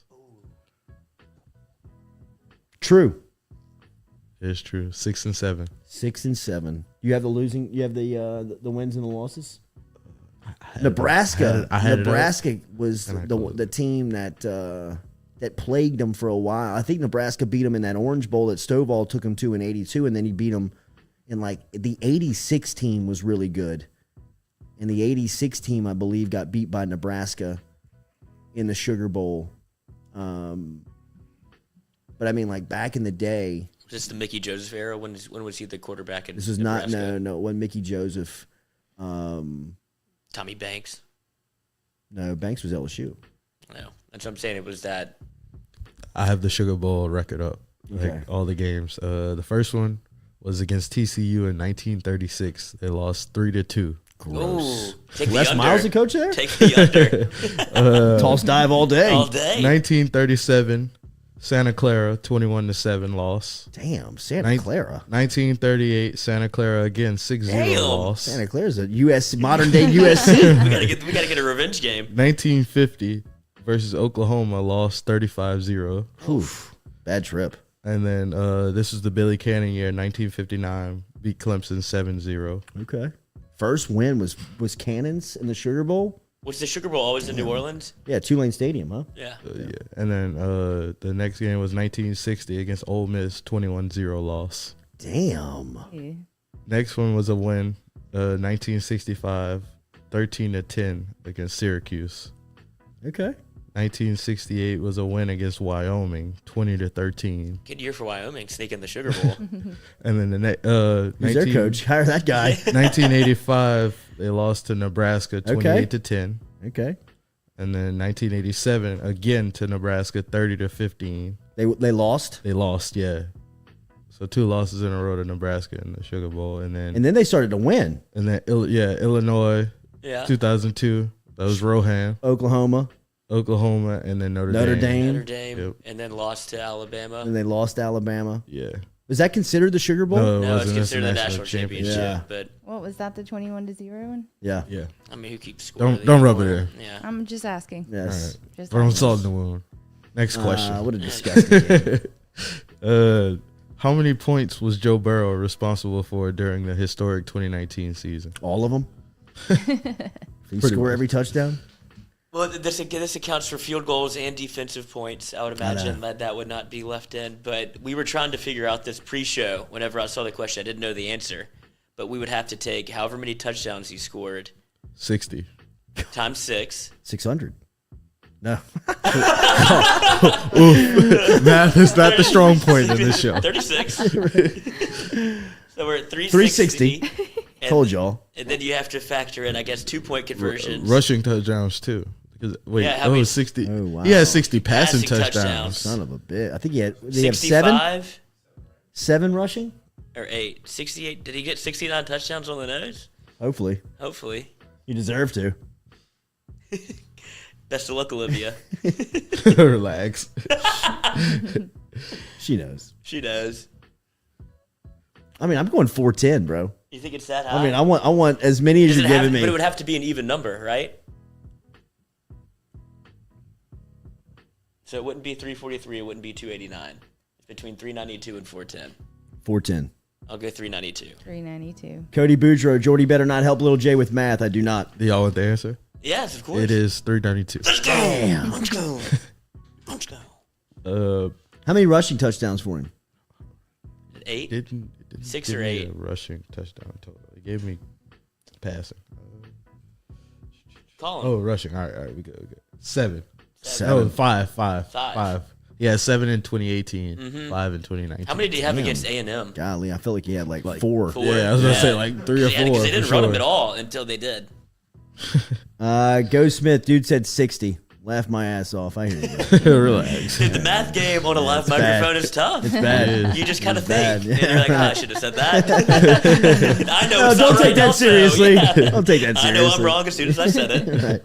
All right, what are we going to do next? Former LSU offensive coordinator Steve Ensminger wore what number when he played quarterback 7. at LSU? No, that's Tommy Hodson. No, Hodson wore 13. Oh, shit, that was the next one. Yeah. Nice. Wait, Slinger didn't wear 7. No, he Who wore am I? 5. 5. He wore 5. Yes. We're thinking of He wore the 5. guy from New Risher. Orleans, Risher. Yeah, I love Rish. The Slidell Slinger. He still talks like He it. does. It's easy to take him back to 82, bro. Oh, yeah. I mean, he'll tell you about his completion percentage. Absolutely. All day. He's awesome, dude. He's awesome. Dalton Hilliard. I mean, he had a hell of a team. The James gang. Yeah, Ensminger was 5. Hodson was 13. Yeah, that's Hodson was my first favorite player at LSU. Like, he was the first and has become a white whale now in this industry. Does not hand out interviews. Love that. Does do interviews. And, like, will not do them. He does one with Jacques, like, every year. Didn't he do one with Jacques He like does last one with, year? like, Jacques, like, during the Alabama game, and it's like seeing a white whale. I mean, it's just like, holy shit, there's Tommy Hodson speaking about LSU football because, I mean, up until about Rohan, Tommy was the best quarterback. he was the, like, hands down, non-argument, not even up for debate. He was maybe the best modern day player in the history of the program, like past the canon, you know, like for the people that were like modern day fans up to that point. I mean, Hodson was really kind of like the best player of LSU football up until, I'd say, like up until that Rohan debate. He was definitely the best quarterback.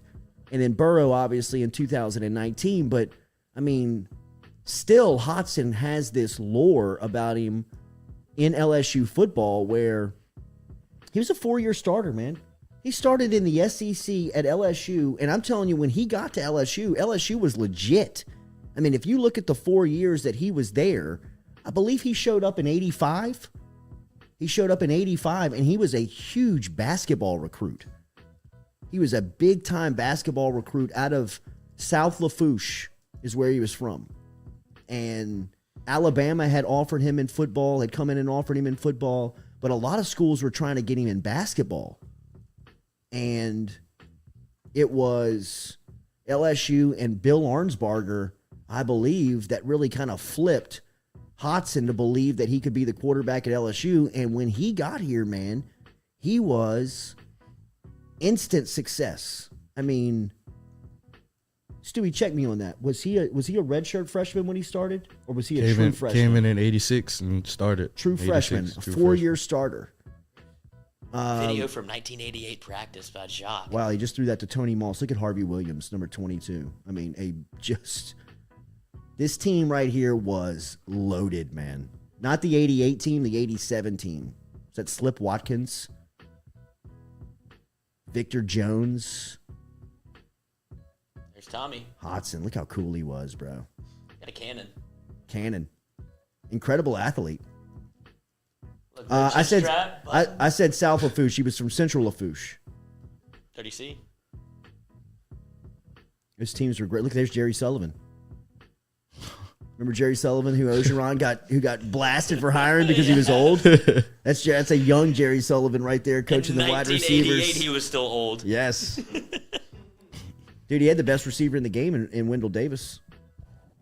So he's coached Wendell Davis. He was the one. Who did he coach whenever he got here the second time? He was the one that told. He's the one that told the staff that Justin Jefferson's going to be a pro. He said that guy's going to be a Pro Bowler, All Pro. He said that kid's going to be an All Pro. And they were like, who? Jefferson? And they were like, he was a 2-star. They signed him late in the process. Yeah, I remember that. And Jerry Sullivan showed up and said, I'm telling you, Jefferson is the one. He's the one that's going to be the All Pro. Y'all might not throw the football, but you got a guy if you need to. They knew it, man. Phil G. in his senior year, Mickey Guidry would come in for when Hodson struggled. Threw to Wendell Davis once. Wendell Davis left his numbers dropped. I don't know what that meant. But Mickey Guidry during that time he had to be the best backup in the country because he was a guy that would come in and it was, even though Hodson was legit, he was a Heisman candidate his junior season.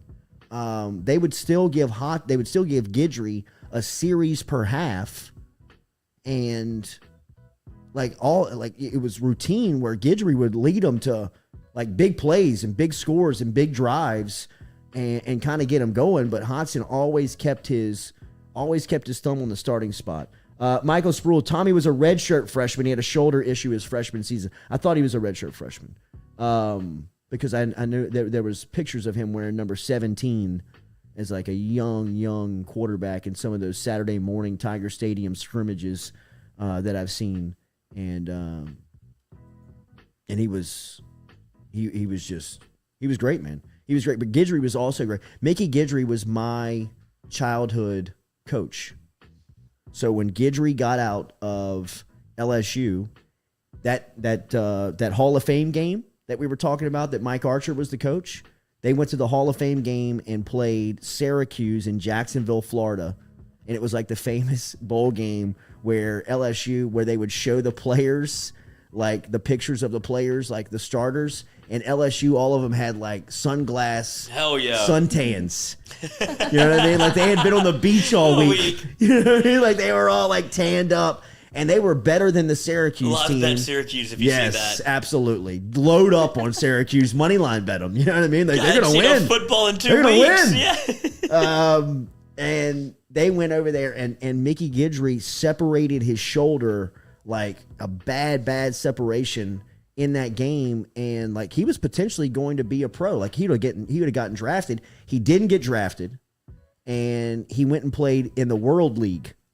Remember when the NFL had the World League? They had NFL Europe over there, and they started the World League. All and it was over the Barcelona Dragons and all these teams. And he played for, I believe, the Frankfurt team in Germany. No. This is you're thinking Canadian. The world, I'm thinking the Hammer. No. You're thinking Canadian football. Back in the early '90s, the NFL partnered with Europe, and they set up the NFL World Europa. League. Yeah, and it was Barcelona, Frankfurt, Germany. England, London had a team. There were teams all throughout. Kurt Warner played in that league. You know what I mean? Those types of players.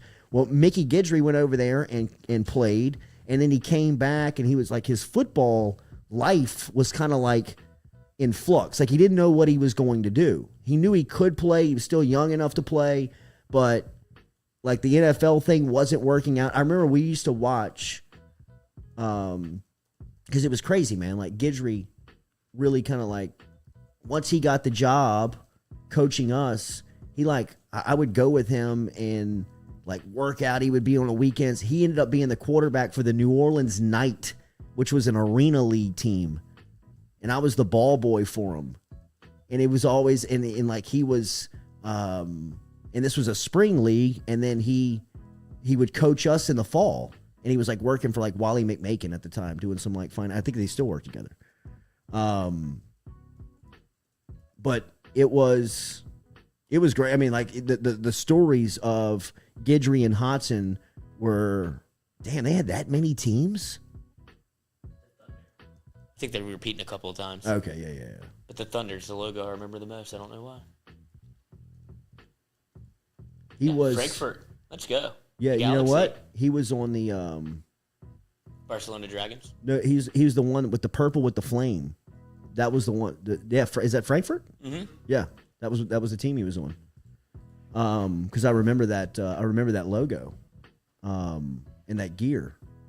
Bet the gear is still fire. The gear was fire, dude. The ball was fire. Like they had like the World League logo on the ball. I mean, it was a cool league, man. And definitely like thinking back on it, like if you were a young and up and coming player, that would be like a great experience. You may not like it in the moment, like being like, all my boys are going to the NFL and I'm going to freaking Spain to play football. But I mean, like, But you're going to Spain to play football. but you're going to Spain, bro. Like, Barcelona's nice. and you're going to be like, yeah, you're going to be like a football player. Like, I mean, like, you're bringing something to them that they just have not, they hadn't experienced. I don't know how in the hell we got on that stuff. How are we here? How are we here? Trivia does. Where are we next, Stewie? That was it. That was You it. got the Tommy Hodson. So. That's it. Tommy Hodson. DJ Chark 1-year prove it deal. Detroit.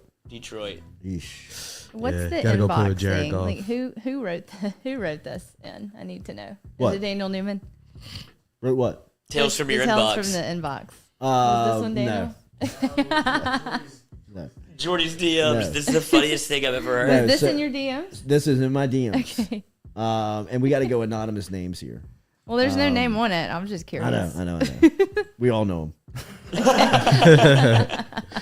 It's Will. Yes, let me get you a couple here. I mean, it was crazy on Saturday. I mean, the DMs were just like flooding in from people of I told you so's to I was wrong. The cheater has been removed. Bye Wade. I told you, LOL. Man, I'd love just being right. Don't worry, they'll hire a new coach soon. You can start blowing him. Wow. Anonymous in the DM. Do you think we get SMU'd, or is this a preemptive move by Woody and LSU to loosen the noose around LSU's neck? How long do you think we live in the dark ages of basketball again? I'm so depressed over here, brother. My career is going great. My wife is having sex with me again. My kids are healthy, but I'm still depressed over this shit. I can't believe this is real. I can't wait to know who this is. That's so good. It's so good. What if it was David?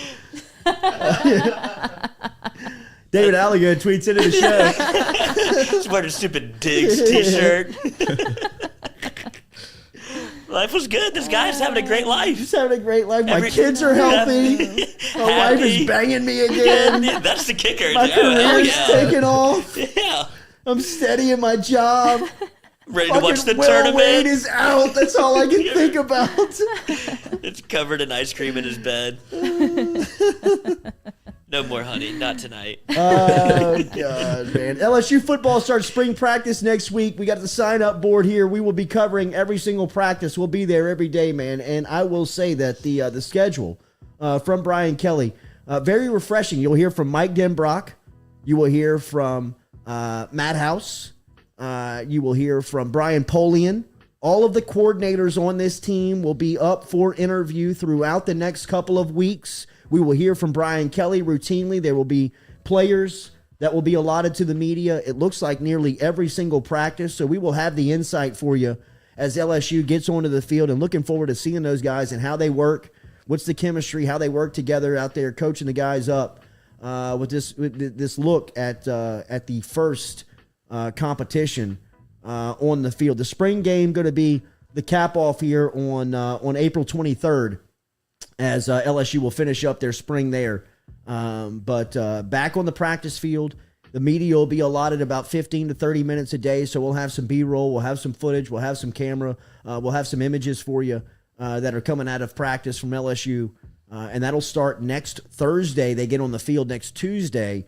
Brian Kelly is going to meet with the press to kind of get that going for spring practice. There are some schools already that are underway. LSU actually was scheduled to start their spring a couple of weeks ago, but they had it bumped back due to the new staff and putting the new roster together. And it really, I think, is going to help a guy like Walker Howard, who had an off-season procedure. If you're keeping up with some of the social media with LSU, you see that he's got a splint on his right hand that he had a procedure done in the offseason, and he should be, from a non-contact standpoint, at least able to go through the on-the-field drills of starting to understand the terminology, starting to know what he's looking at, starting to understand, just getting in and out of the huddle if they're going to huddle. I don't even know if they're going to do that with Denbrock, but I mean, whatever the you know, however they kind of want to Check with set me's. the staff and set the offense. It's good to know that Walker Howard will be able to be going through that. Not only Walker Howard, I think it helps Jaden Daniels probably more than anybody. Absolutely. That's the guy you bring in and expect to play. I think Walker's going to be pretty clipboard in tow. Yeah. Hopefully. Rico Delgado. Oh. I would just like some acknowledgement that Rico was right. You were right, Rico. You're short, bro. We know it. We saw it. We now accept it. You mentioned that you were tall. We caught you lying. The wiretaps proved it. You're nothing but just a little 5'3" munchkin running around, barking your mouth, bro, which I can respect. I get it. Just admit it. So it's all good. You were right. We But at appreciate what you being cost? back here, man. At what cost? Every Rico? day. Can't wait to talk to you tomorrow, Rico. Shorty. Everybody have a good day. Like and share. We appreciate you being here. Stay safe on the sloppy roads. And interact with us. Like, share, comment. We appreciate you being there. Have a good Tuesday. Everybody good? Everybody's good. It's baseball play tonight. Tulane? Baseball. It depends on the crew. Yeah, we got to get. Who can we call to get confirmation of that? On the If they got the call last night to put the tarp down, or if they put the tarp down last night before they left. Because it's stopping raining. Right. So In now the they got to rain. go get the tarp. we got to know somebody on the fields crew, huh? I would think. But when do they call it? Like, what time is the game? And when it starts raining, you got to go. Oh no, we're saying whenever you put when did they put the tarp down? Yeah, So did they put it in anticipation that it was going to rain this morning, you would think. or did they run the risk of it probably won't rain? Let's No not waste way, our time. dude. No, I mean, they I'm looking definitely for a put new it. They field put it down crew if they're last doing night. They that. put it I down know, so last that's I a night. mean, job. like That's that a was job to find that her. was a torrential pour that came. I mean, Yeah. 3:00 this morning, it was coming down. Yeah. They knew that was I left my coming. window open. I mean, last like night. if you call See? coach, and I mean, if Yes. coach is like, "Did we put the tarp down?" Like, nah, kind of damn, it wasn't gonna rain, coach. What's your I gotta- name again, son? Yeah, right. I mean, new product at Relief Med. Next thing you know, I was sleeping. Coach said, "Raining now." What time is the game? Is it that supposed big a to be? deal? 7, 6, Tonight. 5? With 6. 6 tonight. So I mean, they got Pure to tell guess. us soon. I really Pure wasn't guess. even But know. I'd imagine that it is. I mean, the midweek games are 6, and then Friday night 6:30. Somebody bail me out. Throw me a life Game is at preserver for 6:30. God's- 6:30. Blake Money, intense day of treatment yesterday. Very, very, very Good very news. good. Great news. That's great news, Does right? not appear to be any kind of link to this injury at all. I mean, the reaction from it looked like Oh, he couldn't pick his arm up. hanging that thing. I would imagine, though, if you're a pitcher that's pitching the way he was and you feel anything, you're like, oh no. Yeah. Like, I'm just not going to move. Just going to keep this thing right here. I won the TPC yesterday. really. Cam Smith, mullet Video games? mustache. No, the guy, the Australian. Oh, you bet on it. No, we just look alike. He's got the full mullet, full mustache. Got a lot of those yesterday.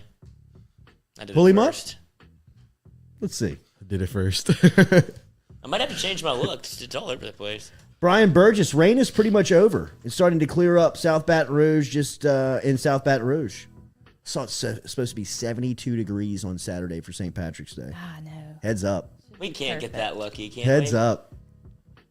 Wow, Lizzie, is that the guy? This is the guy. TPC champion just won $3 million, which is a nice payday. It's I think the richest payday in golf that's not a major. But I'm sure Rico will check me on that. He's a golfer. Get his club shortened a Is little he? bit. Short shafts. Short shaft. My guy. Hell yes.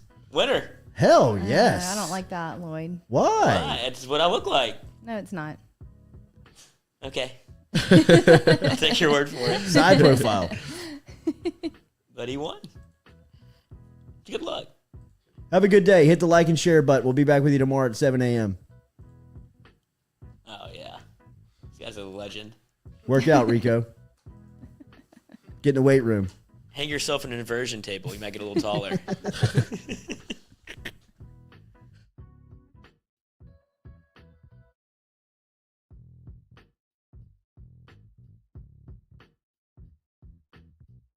Sign up for the bracket.